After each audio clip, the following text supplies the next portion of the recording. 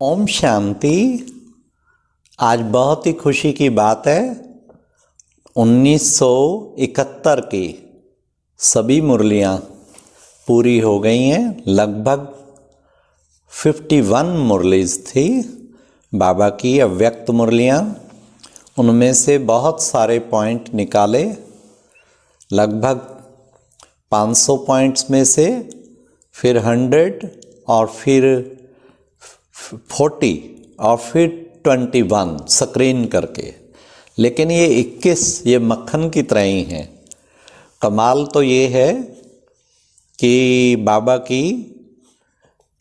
बाबा भी 72 की पहली मुरली में बाबा ने शायद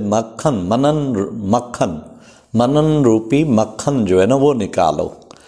और हम बाबा ने ऐसी प्रेरणा दी, 69 से ये मक्खन निकाल के सबको दे रहे हैं। एक एक पॉइंट में सच बताऊं ऐसी है जो कमाल की, दिल को छूने वाली। तो मुझे पूर्ण उम्मीद है आप सब इन पॉइंट्स को अच्छी तरह कंठस्थ कर लेंगे, याद रखेंगे और रोज़ाना रिवाइज करेंगे। अगर इतना भी ना कर पाएँ तो रोज़ाना पढ़ लेंगे इसका प्रिंट निकाल के। अगर इतना भी ना कर पाएँ तो रोज़ इस वीडियो को स्पेशल सेव रखें, तो एक बार चला लेंगे तो आपको सारी मुरलियों का मक्खन एक तरह स्मृति आएगी, तो समर्थी रहेगी। तो आज सुनते हैं 1971 की अव्यक्त मुरलियों से निकला हुआ मक्खन। पहला, अव्यक्त स्थिति का अनुभव कुछ समय लगातार करो तो ऐसे अनुभव होगा जैसे साइंस द्वारा दूर की चीजें सामने दिखाई देती हैं। ऐसे ही अव्यक्त वतन की एक्टिविटी यहाँ स्पष्ट दिखाई देगी। इसके लिए मैं सुझाव दूंगा, जनवरी मास अभी बाबा ने कहा लगातार अव्यक्त स्थिति का अनुभव करो, तो कुछ दिन मौन रख के, 1 सप्ताह का रखो या ज़्यादा रखो, बहुत कम बोलना, और उसमें लगातार अव्यक्त स्थिति का जब अनुभव करेंगे फिर बाबा ने कहा अव्यक्त वतन की एक्टिविटी स्पष्ट नजर आएंगी। दूसरा, आपको हर एक से मेहनत इतनी करनी चाहिए जो कोई भी आत्मा यह उलाना ना दे कि हमारे निमित्त बने हुए ने हमको इस बात पर ध्यान नहीं खिंचवाया। वह करे ना करे वह हुई उनकी तकदीर। ये बाबा ने कितनी अच्छी बात बता दी कि बाबा कहते उलाना ना दे कोई भी, हमारे निमित्त बने हुए ने ध्यान नहीं खिंचवाया। तीसरा, जब कोई तख्त नशीन होता है तो तख्त पर उपस्थित होने से राज कारोबारी उसके ऑर्डर में चलते हैं और तख्त छोड़ते हैं तो वही कारोबारी, और जब तख्त छोड़ते हैं तो वही कारोबारी उनके ऑर्डर में नहीं चलेंगे।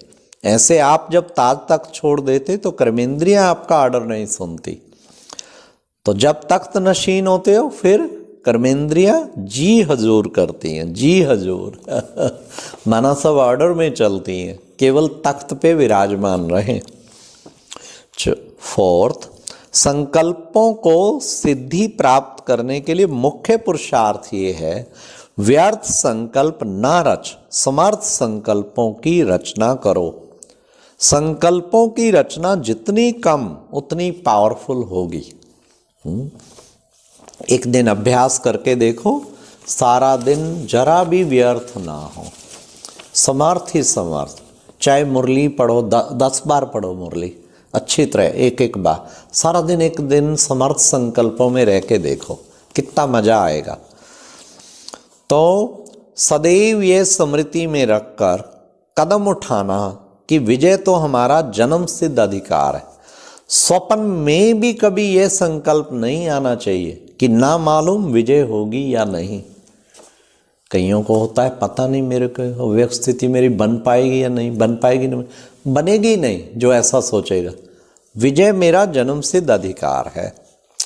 6th, 6ठा नंबर, बहुत ही सुंदर बाबा ने सच की डेफिनेशन दी। सच किसको कहा जाता है ये मालूम है?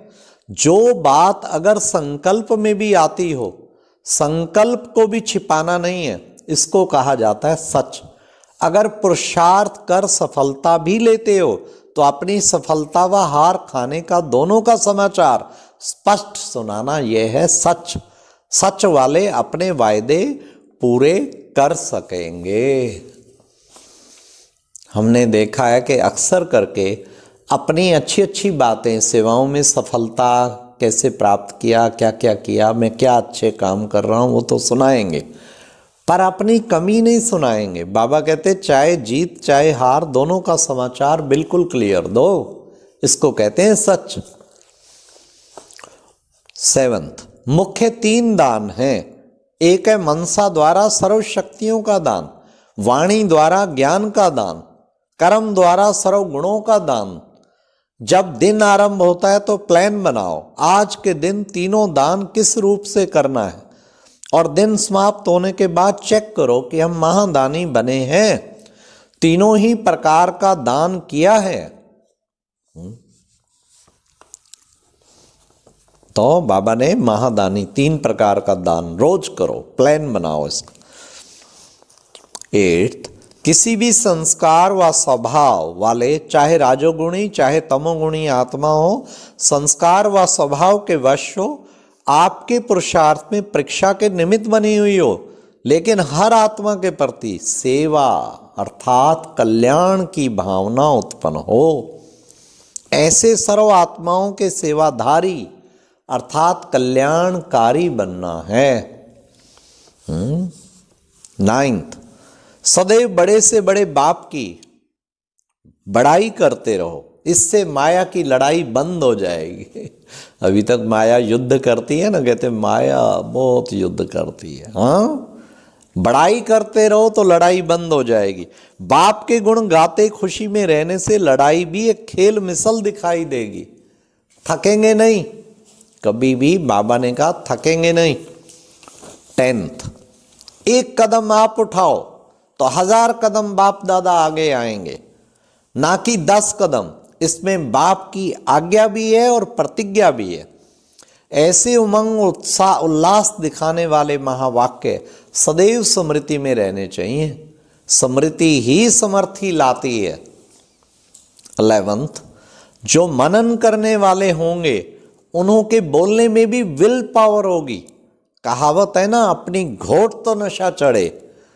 जिस दिन आप मनन की मस्ती में मस्त होंगे उस दिन माया भी सामना नहीं कर सकेगी, क्योंकि आप बिजी हो ना। अगर कोई बिजी होता है तो दूसरा कोई आएगा तो लौट जाएगा। कितना अच्छे बाबा तरीके, एक एक कमाल का बाबा बता रहे हैं। 12th, जो स्वयं को स्वयं ही ऑफर करते हैं उनको बाप दादा भी विश्व की राजधानी का राजभाग पहले ऑफर कर देते हैं। अपने को ऑफर करेंगे तो बाप दादा भी विश्व का तख्त ऑफर करेंगे। ऑफर करो तो ऑफरिन मिलेगी। 13th, जितना बाप बच्चों में निश्चय बुद्धि है, बच्चे अपने में निश्चय बुद्धि कम है, इसलिए हर कार्य में विजय हो यह रिजल्ट कभी कभी दिखाई देता है। 14th, अपने को बिजी रखने से ही नंबर 1 बिजनेसमैन बन जाएंगे। जिसको अपने को बिजी रखना नहीं आता तो वह बिजनेसमैन के लायक ही नहीं है। बिजनेसमैन अपनी भी कमाई करेगा और दूसरों की भी कमाई कराएगा। इसके लिए अपने आप को 1 सेकंड भी फ्री नहीं रखना। मूंझो नहीं, याद किसको कहें, क्या याद करें, पता नहीं यह याद होती है व नहीं। जानबूझकर अपने को मुंझाते हो। कहीं कंफ्यूज रहते हैं, पता नहीं ये याद है कि नहीं, पता नहीं मैं योग मेरा सही है भी या नहीं। बाबा से सुनो अब क्या है योग। बाप के रूप की याद, बाप के नाम की याद, बाप के गुण की याद, बाप के कर्तव्य की याद। याद तो एक की हुई ना, इनमें से कोई एक काम भी कर रहे हो। बाबा के गुणगान कर रहे हो दिल से, बाबा के कर्तव्य याद कर रहे हो, रूप पे बुद्धि टिकाई हुई है, ये सब याद ही है। 16th, मान की इच्छा को छोड़ सम्मान में टिक जाओ तो मान परछाई के समान आपके पिछाड़ी आएगा। चैतन्य स्वरूप में सम्मान में स्थित आत्माओं के पीछे सर्व आत्माएं मान देने के लिए आएंगी, दौड़ेंगी। कितना अच्छा बाप दादा ने बताया। 17th, एक कल्याण के रूप को कल्याणकारी के रूप में ट्रांसफर करने की शक्ति, क्योंकि बाबा ने कहा स्थिति डगमग करने के 3 कारण, एक कल्याण, गलानी और हार। लेकिन इन तीनों को कैसे ट्रांसफर करना है? एक कल्याण के रूप को कल्याणकारी के रूप में ट्रांसफर करने की शक्ति, व गलानी को भी उन्नति का रूप समझ धारण करने की शक्ति, हार से भी आगे के लिए 1000 गुना विजयी बनने की हिम्मत, उल्लास और युक्ति निकालने की शक्ति अगर आपके पास है तो कभी भी सूरत और सीरत में उनका असर नहीं पड़ेगा। 18th, अपने में 100% निश्चय बुद्धि है तो उनकी कभी हार नहीं हो सकती। एक चाहिए हिम्मत और दूसरा हिम्मत के साथ उल्लास। 19th, वफादार का मुख्य गुण जो होता है, अपनी जान भी चली जाए लेकिन हर वस्तु की संभाल करेंगे, बाबा के यज्ञ की। अगर संकल्प, समय, शब्द व कर्म इन चारों में से कोई को भी व्यर्थ गवाते हैं, नुकसान के खाते में चला जाता है, तो वफादार नहीं कहेंगे। वफादार व्यर्थ नहीं जाने देगा बिल्कुल, चाहे संकल्प, चाहे समय, चाहे कुछ भी हो। बाबा कहते हैं कर्म, शब्द बिल्कुल नहीं, वफादार है ना। 20th, सारे विश्व का कल्याण, जड़ और चैतन्य दोनों को परिवर्तन करना है। कितनी बड़ी जिम्मेवारी है। तो एक आंख में बाप का स्नेह और दूसरी आंख में बाप द्वारा मिला हुआ कर्तव्य सदैव याद रहना चाहिए। कितना बड़ा बाबा ने जिम्मेवारी का ताज पहना दिया। सारे विश्व का कल्याण, जड़ और चैतन्य, कोई छोटी बात है क्या? 21st, 21 लास्ट, माया भी अगर किसी आत्मा द्वारा समस्या व विघन व परीक्षा पेपर बनकर आती है तो उन आत्माओं को निर्दोष समझना चाहिए। निर्दोष के ऊपर तरस और रहम आता है ना। तो ये थी, बाबा ने कहा निर्दोष समझो। कोई भी आत्मा निमित्त बनी, लेकिन बाबा ने कहा समझो माया ने मेरी परीक्षा लेनी थी, इसलिए उसको निमित्त बना के मेरा पेपर ले रहे। इसका कोई कसूर नहीं है, बिल्कुल नहीं है। ऐसा निर्दोष समझ के चलो, तुम्हारी वृत्ति भी अच्छी रहेगी, दृष्टि भी अच्छी रहेगी। अच्छा, ओम शांति। ये थे 21 बाबा के ब्रह्मास्त्र, जिससे बड़े से बड़ी विजय प्राप्त कर सकते हैं। ओम शांति।